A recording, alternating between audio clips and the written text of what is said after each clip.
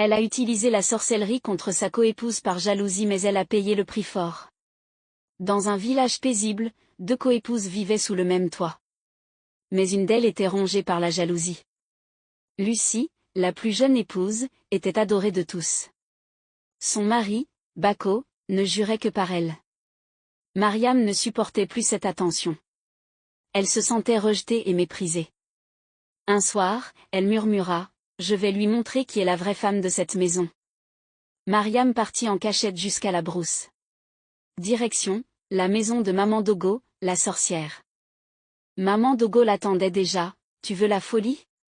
Alors tu l'auras. » Elle donna une poudre noire à Mariam, « Mets-la dans sa soupe. Elle perdra la tête. » Le soir même, Mariam mit la poudre dans le ragoût de Lucie. Lucie mangea la soupe, sans se douter de rien. Quelques heures plus tard, Lucie se mit à rire toute seule, puis à pleurer, puis à crier.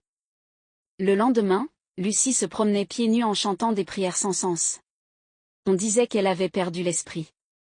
Bacco, bouleversé, appela des guérisseurs, des pasteurs, mais aucun ne put la soigner.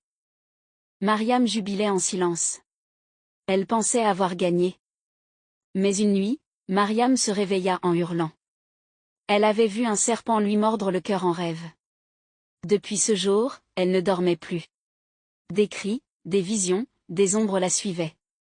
Elle retourna voir Maman Dogo, tremblante. Ce n'était pas ce qu'on avait dit. Mais Maman Dogo rit: « Tu as voulu la folie pour une innocente? Tu goûteras à pire. » Depuis, Mariam entendait des voix l'appeler: « Menteuse. Joueuse de poison. » Ses yeux devinrent rouges. Elle refusait de manger, parlait à des chèvres comme à des enfants. Bacco comprit enfin que quelque chose clochait. Il fouilla la chambre de Mariam. Bacco confronta Mariam. Elle ria comme une possédée: « C'était moi, je voulais juste être aimée. » Lucie, de son côté, retrouva peu à peu ses esprits. Comme si l'esprit maléfique l'avait quittée. Le village entier fut témoin de la déchéance de Mariam. Bacco l'envoya loin, dans une case isolée, sous la garde d'un vieil oncle. Lucie pardonna à Mariam, mais ne l'oublia jamais. Depuis ce jour, plus personne n'osa jouer avec les forces invisibles dans ce village. Maman Dogo disparut mystérieusement une nuit de pleine lune. Lucie et Bacco reprirent une vie simple, bâtie sur la vérité et non la jalousie.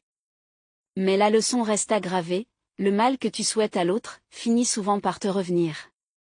La jalousie est un poison qui détruit d'abord celui qui le fabrique. Quand tu creuses un piège pour ton prochain, prévois-en un deuxième, pour toi-même.